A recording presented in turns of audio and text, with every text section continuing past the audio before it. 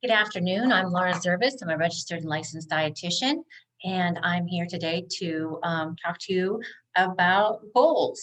And this is part of the nutritional content for Lending Hearts.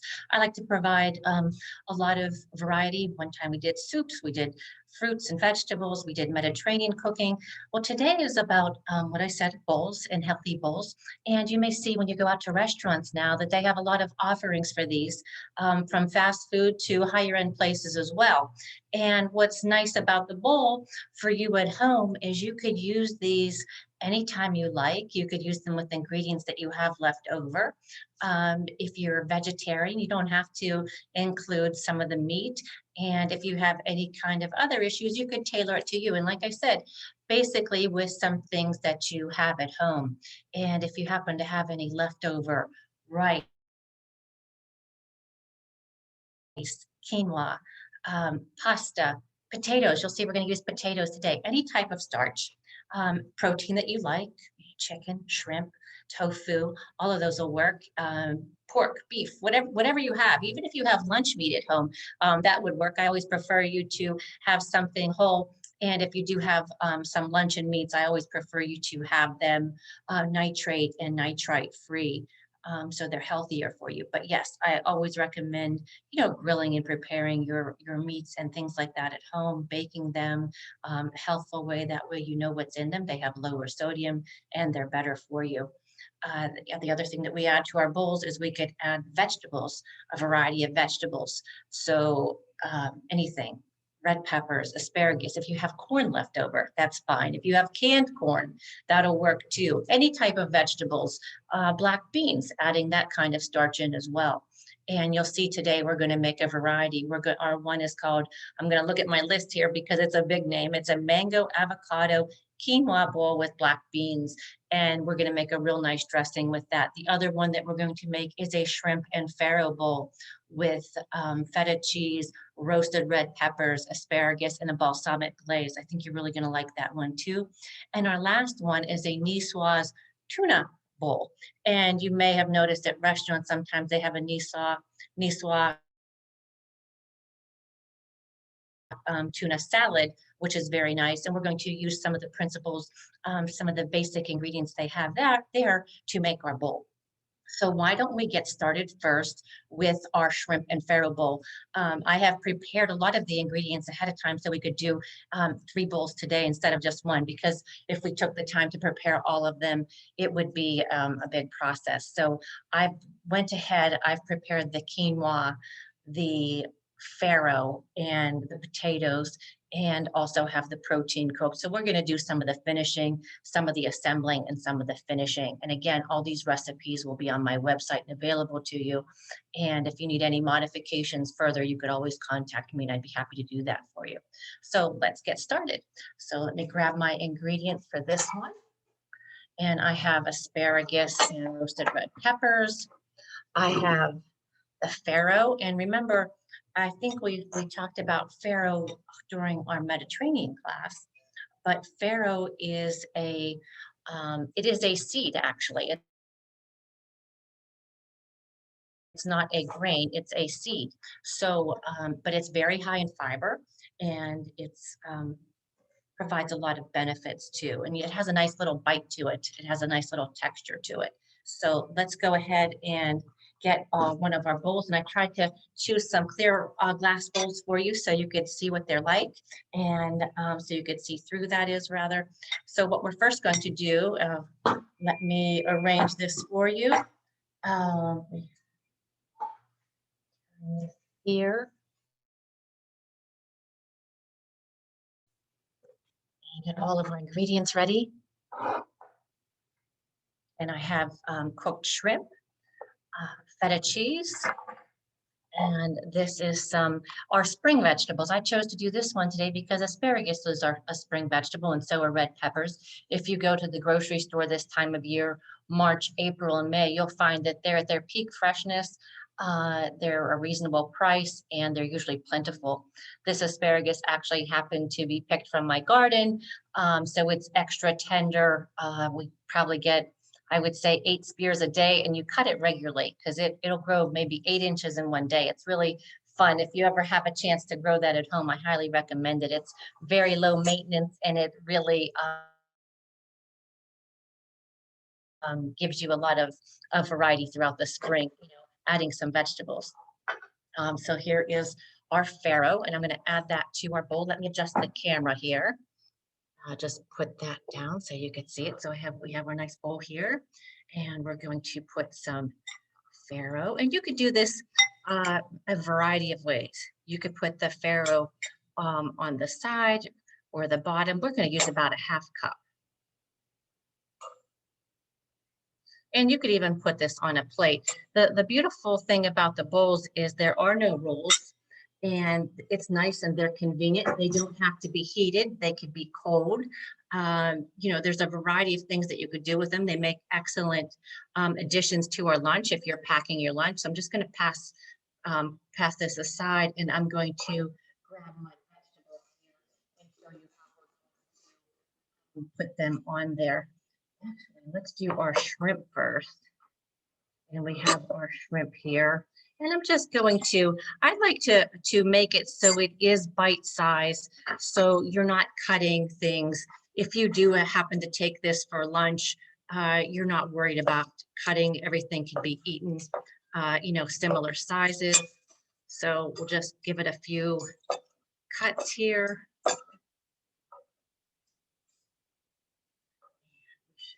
Good. And we will just spread that, like I said, you could put it on the side. You could put it, make little areas of the different vegetables, or you could just put it all together too. So I like to start with the heavier things on the bottom. That's why I'm doing the shrimp, the farro as our base, then the shrimp. And then I took some red peppers and I roasted them. And again, what you want to do with these is you lightly put some olive oil. Today I put Himalayan sea salt on them. Sometimes I put kosher salt on them. It doesn't have to be a lot. And then I like to roast them in a very high oven. If you have a convection oven, that works really nicely because that will brown things really well. Again, let's cut here so we have some nice bite-sized pieces. So you don't have to worry about cutting this. And we'll just set those to the side. Now, when you do roast them, you can also pull the skin off them as well if you like. The skin is indigestible, so if you like, you can just do that. Not an issue. Again, I did the same thing with our asparagus. I roasted it for probably on a high oven around 400 degrees. I used the convex setting. That's how you see that we get this nice browning here. Convection has a fan that blows around your food. So you have to be careful. You have to turn the pan or you'll get unevenly browned. But you could see I turned the food over and I also rotated the pan. So that gives us a real nice product at the end. And again, when you're preparing asparagus, when you're cutting it, you want to, there's always that edge, and you'll see that it's a little bit woody at the bottom, and that part is really not digestible at all. So you want to take your knife and this is when you're washing it, you want to take your knife and you'll feel where it starts to get tender, and that's where you'll make your cut. I've already done that with mine. So I do have some spears and I have some other pieces as well. And we'll just set them like so. And even though the bases don't make as pretty as a picture, we still want to use them because they're still very good for us. And then again, the feta cheese is optional, but I think it adds really, it goes with this dish really well. So we're just going to sprinkle. I had crumbles. We're just going to spread that on top. And then our last ingredient is a balsamic glaze. And if you've never made a balsamic glaze at home, I encourage you to try that. So what you do is you take about 2 cups of balsamic vinegar and you put it on you bring it to a boil. You put it in a small saucepan. You bring it to a boil. and then you let it simmer for probably close to 2 hours. So it's going to go through a process called reducing. So you're going to start off with 2 cups and it's going to reduce to 1 cup, maybe even a little less, close to 3/4 cup to get it really nice and thick. And you'll know when it's ready because it'll get real nice and thick on the back of your spoon, and it'll coat the back of your spoon. Let me show you what I mean by coat the back of the spoon. So what you do also is I have cooked mine ahead of time and I put it in the refrigerator so it's nice and chilled for our salad. But you could see, I'm going to show you, see how it sticks to the spoon like that? It's beautiful. So another thing that you can do is you could also add about, perhaps if you use 2 cups of balsamic vinegar, you'd want to use probably 2 to 3 tablespoons of brown sugar. That does accelerate the boiling process, and it also accelerates that reducing process. Again, whenever you're reducing, we're not going to cover that saucepan. We're going to leave it open to the air, and it's as it reduces, the liquid evaporates and you're left with the solids, and you're left with this beautiful product right here. So we are going ahead and we're going to dress our salad, and we're just going to do a little drizzle. So I'm going to take it over the back of my spoon. I'm not going to put it on the spoon. I'm just going to go like this. Doesn't that look good? Get even a little bit on the side of our bowl for a little artistic value there. And then there you go. So that is our first bowl, and that's a shrimp farro bowl with roasted reds, asparagus, feta, and a balsamic glaze. So a lot of health benefits to this one. Again, you could play around with these ingredients. You could use quinoa instead of farro. You could use brown rice if you have that left over. You could use chicken or tofu or any other vegetables that are in season. Again, I always recommend that you use the vegetables that are in season because they are the best price. They have, they're at their peak of ripeness, and they're usually local. So when something is fresh, we usually get it from, closer places to us. So that is always good. So there you go for our first bowl. I'm going to set that aside. And next, we're going to make our niçoise tuna salad bowl. So let me just set our balsamic glaze aside so we don't spill it. I hope you like that first one. That's a real tasty one. The balsamic glaze adds a lot of depth. And you'll notice that's just balsamic vinegar and a little bit of the sugar if you decided to do that. So I really haven't put any oil on there at all. There was a little bit of oil coating the vegetables. So you're welcome to add a little bit more, and you're welcome to add salt and pepper to that. But again, salted the vegetables, and there's a little bit of oil in them already. I think it'll go really nicely just the way it is. So that's how I recommend. I always recommend trying it first and seeing if it's something that you like. And then you could always add salt and pepper later, or a little bit of extra virgin olive oil. So let's get ready for our tuna bowl. Our bowl here, we have another clear bowl so you could see, and I'm also going to adjust the camera so you could see the ingredients that we're going to use. Let me, okay, so first thing, if you were going to a restaurant, you would notice that the niçoise tuna always has, of course, tuna. So this happens to be tuna that has been canned in sunflower oil. That's one of my personal favorites. It adds a little bit of fat to your product, and you're left with a more satisfying product versus the tuna that's packed in the oil. A lot of health benefits to that as well. We always have black olives, and you could use Kalamata olives or Greek olives, and you could use just canned black olives from the grocery store. Another staple in this salad or this bowl is always steamed green beans. And I just prepared these. I just snap off the edges, pull the string apart, and I steam them for probably 5 minutes. You just want them al dente, which is tender crisp to the bite. You don't want to overcook them. It's that this is when they retain, you see how nice and green they are. They've maintained their nutritional content. So just set them aside. And there's always potatoes in this as well. So it's a real interesting salad. So let me show you how we're going to do this. We're going to, and what I did with this, we talked about having these items on hand. I didn't have them on hand today. I prepared them for our class. But if you have a leftover baked potato, great idea. You could always use a boiled potato too. Sometimes you'll see in a restaurant that they use the boiled potatoes. And you're welcome. You could leave the skin on. You could take the skin off. I think for ours today, I think we're going to take the skin off. We're going to scoop this out. And I'm just going to scoop out the flesh just like that. And I'll reserve these, and I'm sure I'll find something to do with those potato skins later for my family.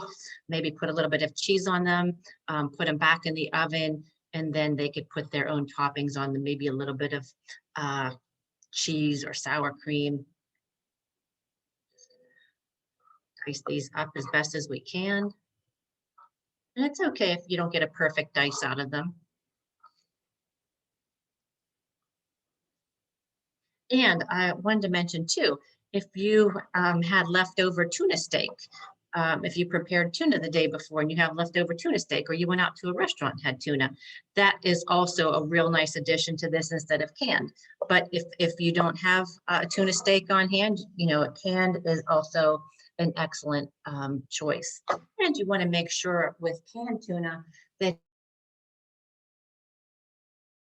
you have no more than 12 ounces per week. And unless you're eating it every day in large quantities, most people are okay with that. Let's see, more potato here. And I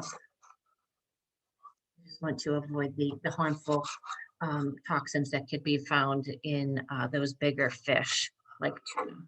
So no more than 12 ounces a week, which most people are well below that. You would have to be eating tuna very frequently every day to do that. This little pack that I use for us is a little over an ounce. And that is fine for a serving of protein at lunch or dinner. And again, these could be lunch, these could be dinner. You could even make a breakfast bowl.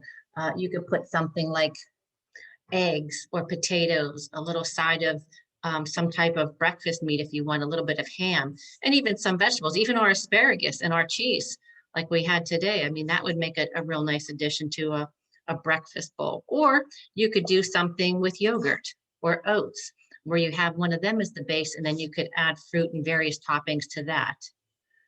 So just another choice there for you, just so you have some options.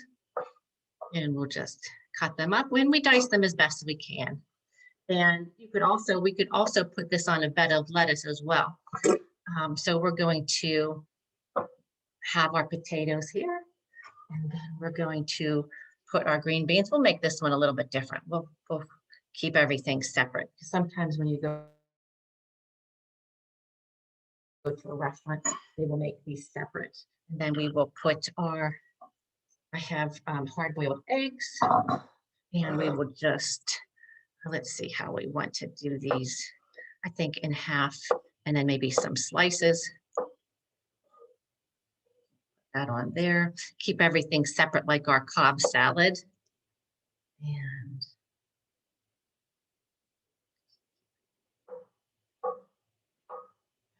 okay, so we have that there. And then we'll have our tuna over here. Nice little bowl. And then we're going to just slice up our olives just to make it a little bit fancier.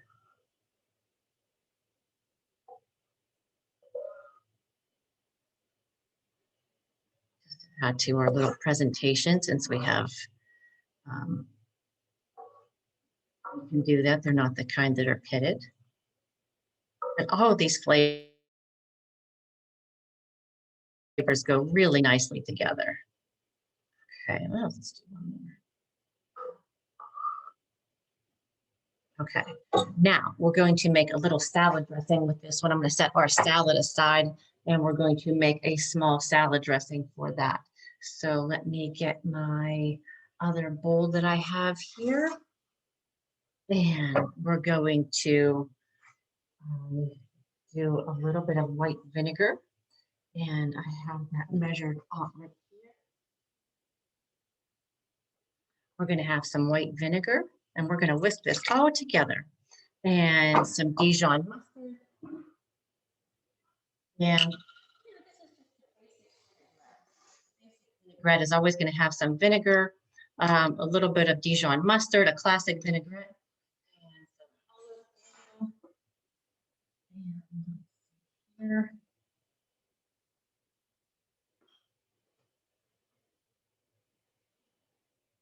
a bit of olive oil in there. And then the other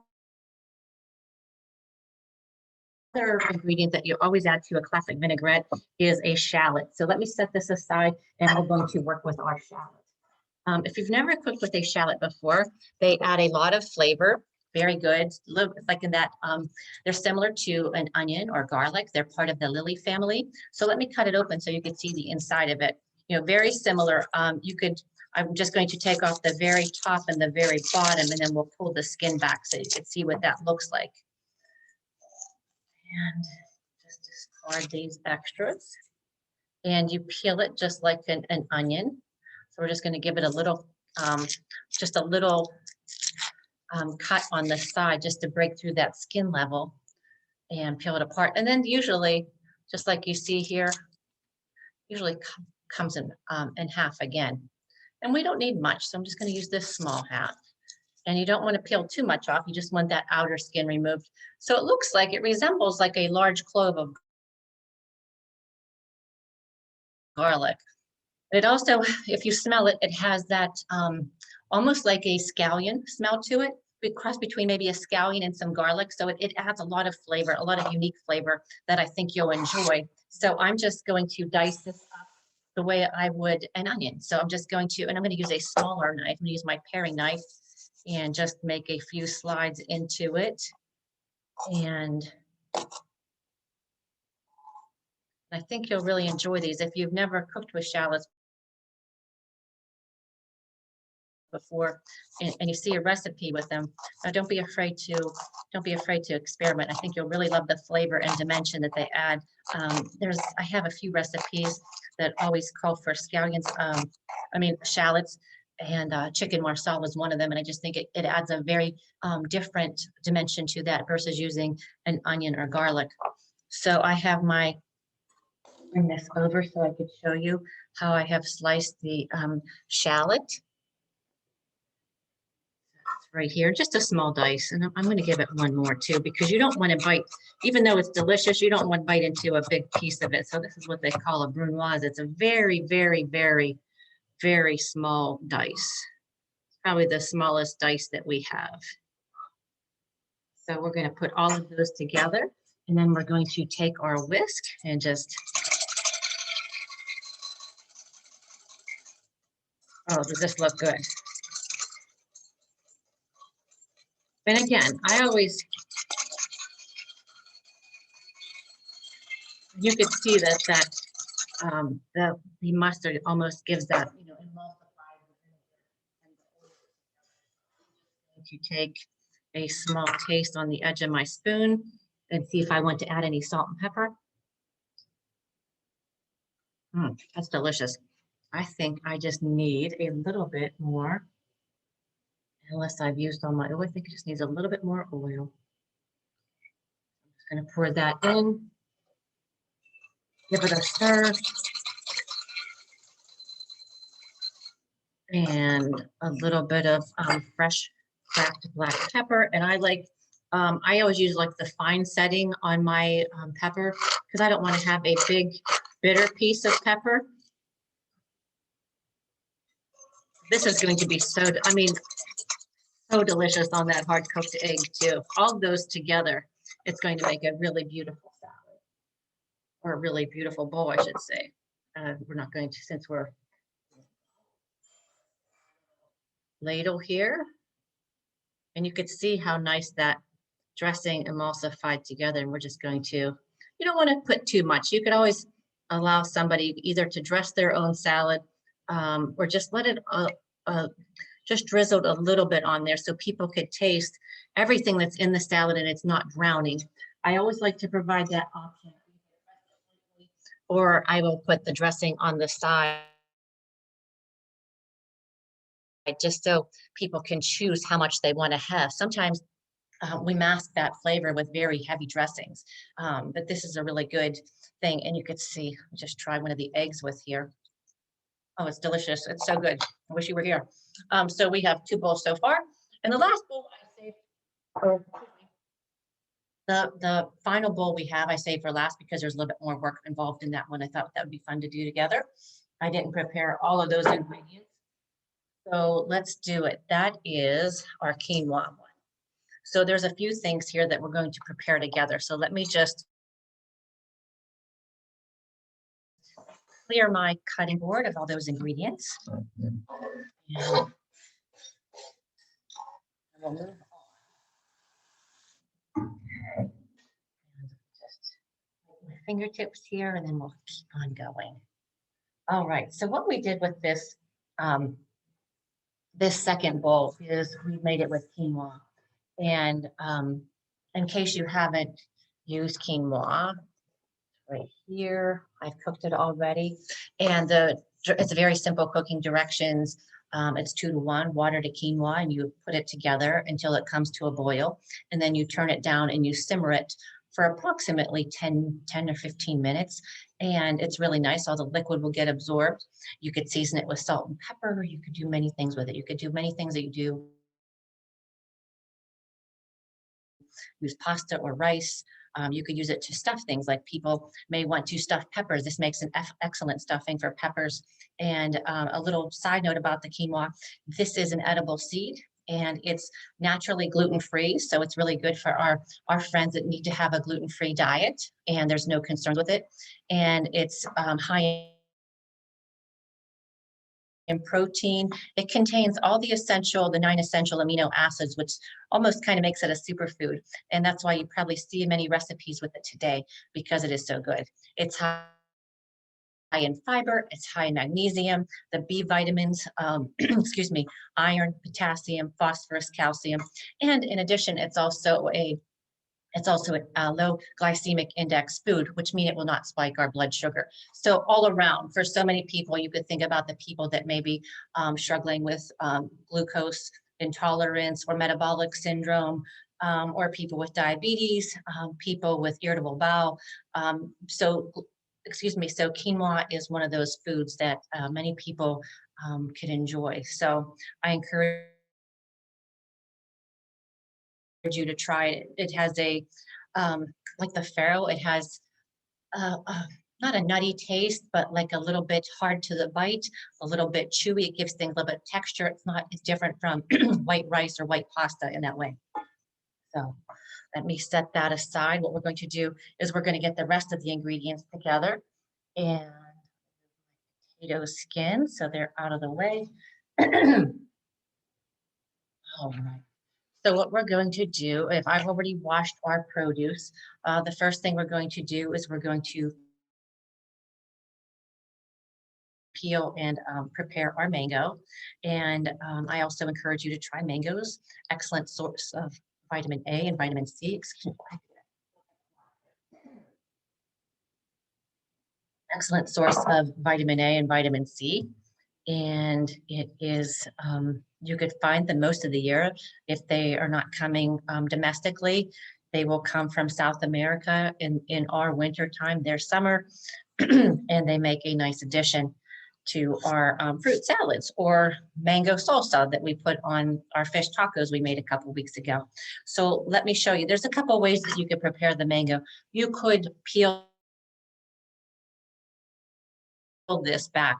And when you're selecting a mango, you want to make sure that you could just give it a little bit of a squeeze. If it's very hard, you might want to leave it sit out on your counter for a little bit on a sunny windowsill until it starts to ripe. If it's already at that point when you bring it home from the grocery store, you want to immediately refrigerate it so it doesn't further ripen until you're ready to use it.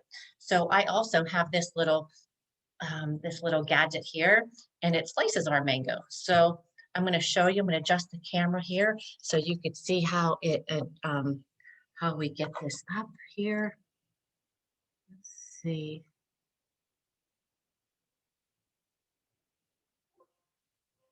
Okay, so we're going to. You really have to play around with this because you want this to. You see how it's not a perfect circle. This is the shape of the stone that's inside the mango. So you have to, if you do it this way, you're not going to get it. So you have to follow the shape of the mango, and you just get it where you think that stone might be, which is sometimes a little easier said than done. And then we're going to push down on this. I'm not sure if my mango's good. Oh, okay, not too bad. And then we'll push this out here. It's not bad. I've seen better. It might be a little overripe. This stone here needs to be discarded. And you could see ours has already started to overripe. And that's just the way it goes sometimes. But yes, you can. This is difficult to compost because of the stone is so hard. It will probably never fully decompose. So you may want to discard that in your garbage. Then there's a few ways you can do this. You could take a very sharp knife and push down and score it almost like like a tic-tac-toe board. And I'm just going like that. And then I'm going to turn it the other way.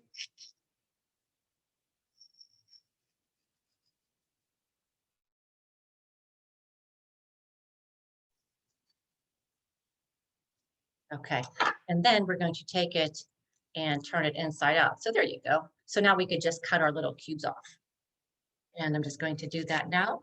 Just cut the cubes for our salad. And I'll show you another way that we could cut a mango too. You know, if you're afraid to cut into it like that or to score it, or if your knife isn't sharp enough, it'll be very difficult. And to be honest, my knives could use a little sharpening here too. But I think we got it. I think we've got it here. Okay. So you get out. I have most of it out of here. And this one, we're just going to peel this one and I'll show you. And again, you know, there's a little less waste with this method. And if you were going for slices, this might be an easy way to do it if you didn't want to dice it. And go like that. So we have our mango half like that, and I'm just going to give it a, when you hear all that.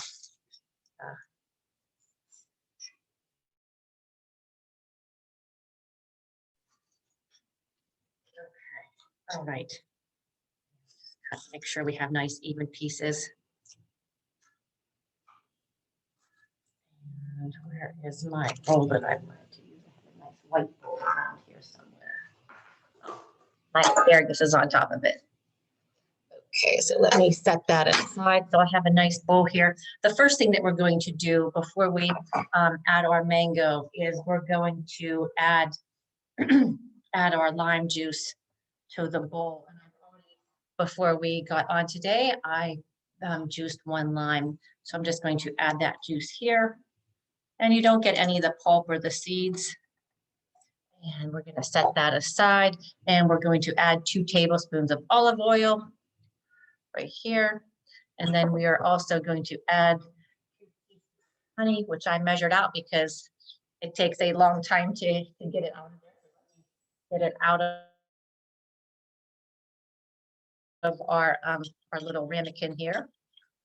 And you can't have too many of these little ramekins around. They really do the trick when you're trying to prep for cooking. It's really the ticket to making things go a little faster when you're in the kitchen, and it's less trips too. So if you go to your pantry, get all your ingredients, get out your small bowls, you know, ramekins, whatever you have, like little dishes, vegetable dishes or side dishes, then you could put all your ingredients in there. And then whenever and that's also good too, to make sure that you do not forget any of your ingredients when you have them all measured out. And it's what you call mise en place, which is getting all of your ingredients ready, even assembling them. If you could see my kitchen before we start, I have all my mise en place for each dish. Like for the tuna,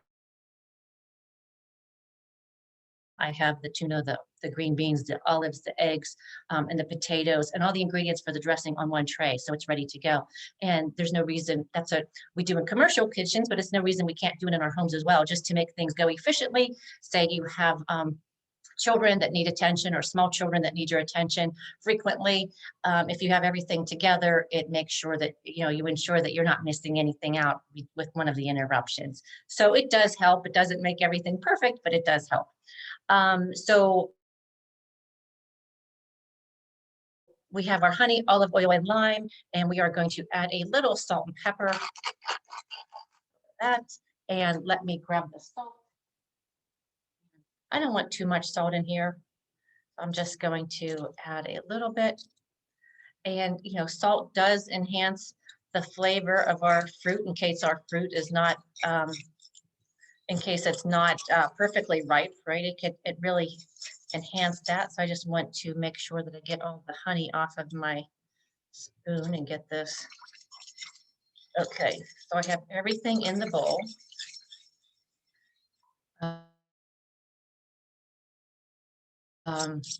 Lime juice, honey, olive oil, salt and pepper. And it's right here. So it's just a nice little dressing. I whisked it all together. Okay, so we're going to add our mango to this. And let me get my knife here, rinse it off.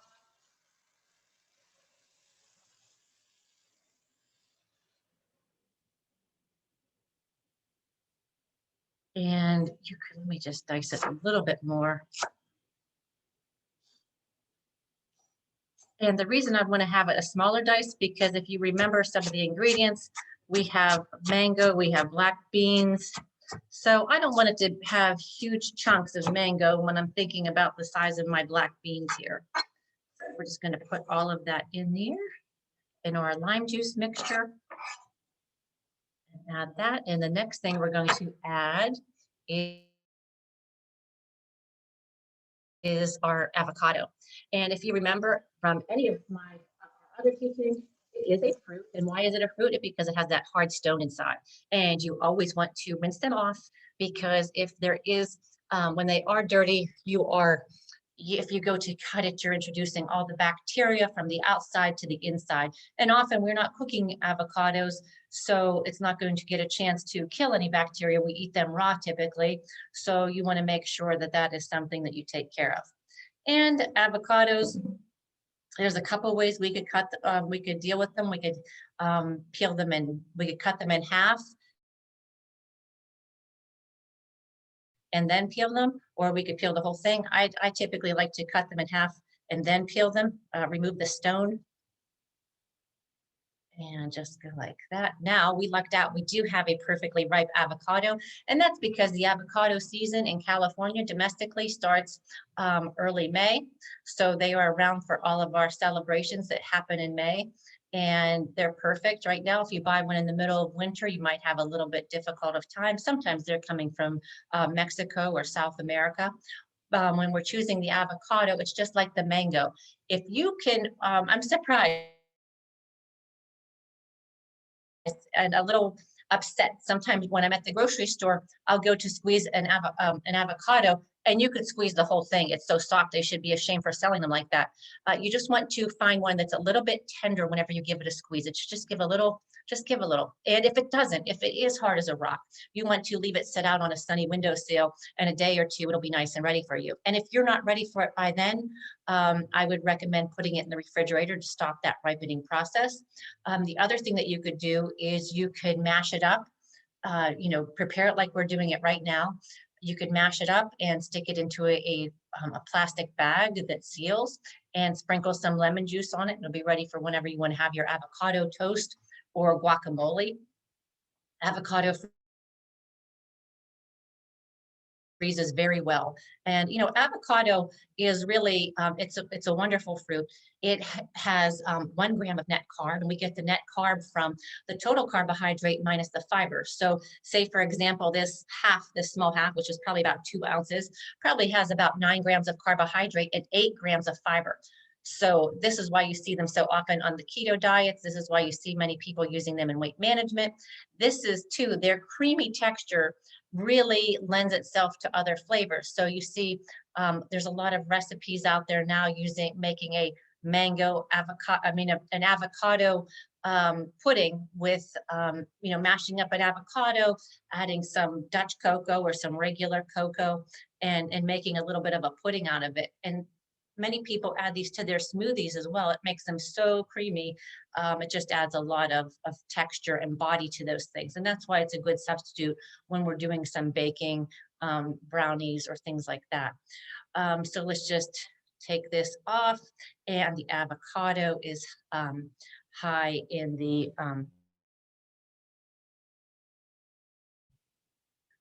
monounsaturated fats. And yeah, this is beautiful. So what we just did was I just peeled it. You could remove the stone. You could use, I see, and again, that won't compost. That stone could sit in your compost pile forever. It's still going to be there. So that's something that you may just want to throw in the garbage. So after you remove that stone, I would just, you could either scoop it out with a spoon. It's coming off so nicely. And this is the benefit of a nice ripe avocado. I keep getting my avocados and mangoes mixed up.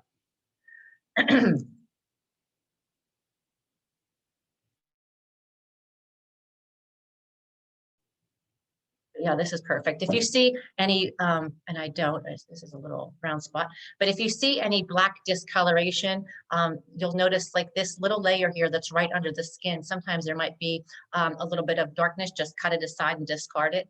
Not going to hurt you. It's just overripe, and it could have, once they do get ripe, or overripe, I should say, and they get that black specks on them. That could be almost like going rancid.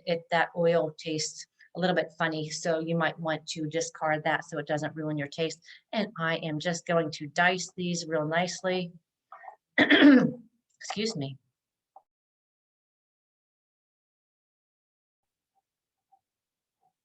And I'll show you what that looks like. So just a nice little dice, just the camera here so you could see, and we're just going to add it to that mango mixture. And the mango mixture went along with the lime and olive oil and honey mixture. I'm just going to set all that in there. So let me wipe off my hands. Okay. So the next thing we're going to do is I have some cilantro, and this really is reminding me of like any type of Mexican dish, or a mango salsa is always going to have some cilantro in it. It seems like those go well, so they go together so well. You'll see that people will put cilantro in their guacamole. You'll see people putting cilantro in their mango salsa. It just goes really well. It's an excellent complement to these things. If you haven't added cilantro to your plate, I suggest you do. It has a really, there's some people that don't care for it, but it has a really great smell. It looks like parsley. Some people mistake it for parsley and put it in their food accidentally. You'll be in for a big surprise because it does have a different taste. A lot of people call cilantro the Mexican parsley because this is in many Mexican dishes too. So we're not going to, sometimes I like to put this in my food processor so it's fine if I'm making enchiladas or something like that, or even guacamole. Sometimes I don't want to get a big leaf of this in, but for what we're doing today, we're just going to chop it roughly with our knives. We do want to see some of those leaves in this bowl, and it's going to add a lot of flavor, bursting with flavor. So let me adjust my camera so you could see how I'm going to chop it. That's what we have so far. And what I always recommend, I don't need all of this. What I always recommend is that you use one of these salad spinners. If this is from my garden, and I'll show you the bowl that it comes in. If it's from my garden, I will always rinse all my leafy greens 3 times until I see no dirt. If I see any dirt or speck of dirt at the bottom of the bowl, I'll go ahead and do a 4th time, just to make sure that I have everything off. If I'm getting it from the grocery store, usually once or twice is sufficient. Sometimes there is a rinse, even with the organic produce. Sometimes there is still a rinse on there, and you'll see the water may be a little bit cloudy. So I will keep rinsing until the water is nice and clear. So we're not getting anything that we do not want in our cilantro. So I'm just going to go ahead and give this a rough cut. And what I like to do is I like to put it all together and make it nice little tight here. Got a few little escapees. And I'm just going to give it, again, I'm not putting it through the food processor. We just want to get it a little bit smaller, but not minced, because it's still nice to see those leaves. Okay, and then we're just going to also add this to our bowl right here. In there. And then we're going to add some red onion, and we don't need too much red onion. I'm probably not going to use all of this. Let me get the rest of my cilantro over here. Pull that off. And I probably have, I don't know, a quarter of a large red onion. We'll see how much this turns out to be. I might not use all of that. And I always, slice, turn it on its side, make a few slices this way. And then you could always, if it's not to your desired size, you could always, do some chopping at the end too. But this is where I usually start, and then I cut down this way.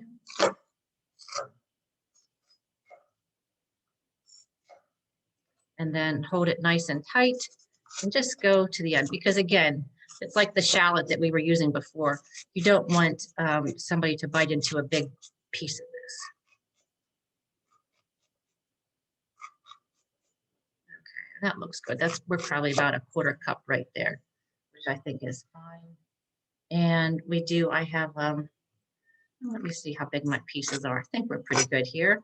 I'll go ahead and give it another little chop to get it down a little bit more. I think that's perfect.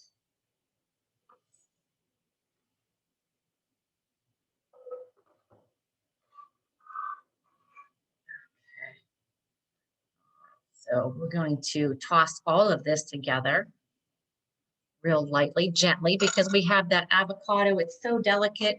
We don't want to bruise it or to mash it. We're not making a guac here. We just want to go real gently. So let's just give it a nice little gentle turn. I'm going to use a slotted spoon. Just turn it.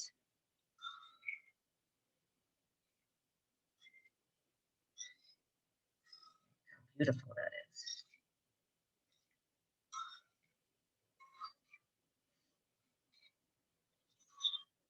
Okay.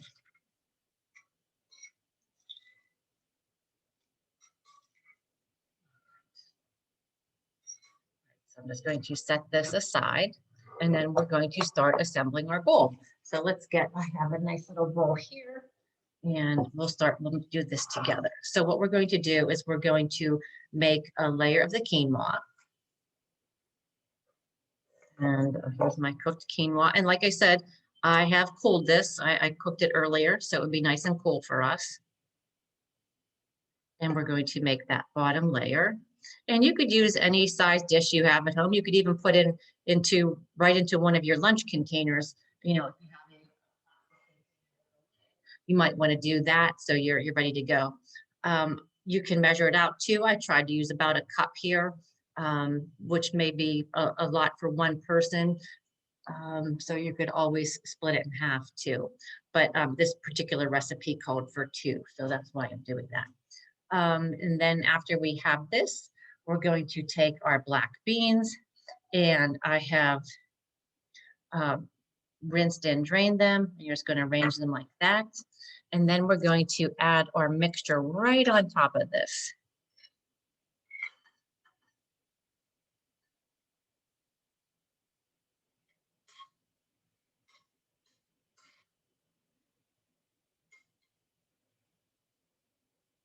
Oh, that's going to be really good. Then if you want, this particular recipe stops here. You could always add some shrimp like we had to our other. We could add a chicken to this, any type of protein, even a tofu. But I think this is very nice. And again, I would taste this and see if you need any more salt. And let's just take a peek at all of our salads, all of our bowls. I keep getting thrown off with salad because this one is typically served as a salad, but we made it as a bowl So we have our mango, avocado, quinoa, with bowl with black beans. So this one's going to be really nice. I would, again, you could always add chicken, shrimp, steak, even a nice grilled flank steak would make a nice topping on that. So, and then this one has the tuna, green beans, potatoes on the bottom, which we cannot see.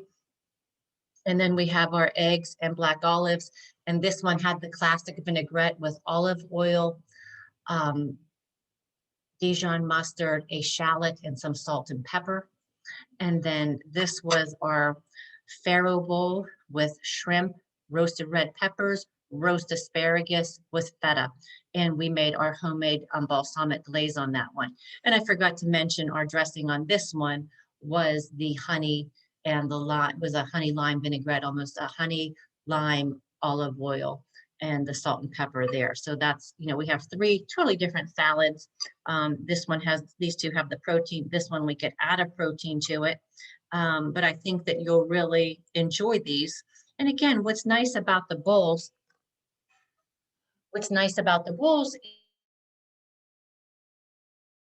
is that they can be made ahead of time with any ingredients that you have on hand. Sometimes how often that we have a little bit of leftover pasta or rice or potatoes or any type of starch like that. And how often that we have, maybe just a small portion of green beans left over or a small portion of something, and you could just make a little meal out of that. They could be for lunch, they could be for dinner, whether you're eating at home or eating at work, or, for those of us that are working at home right now, sometimes, we're in a little, quandary about what we're going to have for lunch and we don't have much time. Sometimes we only have a short time to not only prepare, but we have to eat it in that time too. So you could find some of these things in your refrigerator. Again, the balsamic glaze we had made. So when we refrigerated, so it's good to go, and it's good for a few days for us as well. Actually, probably more than a few days with as much that's in here. But if you just have a few things left over, you could make yourself a nice bowl. The other thing that you could do is when you're cooking in the evening, or whenever you do your dinner cooking, you could always make sure that you have a little extra starch or you have an extra serving of vegetables. Those kind of things, those little habits go a long way in our meal prep for lunch. And that keeps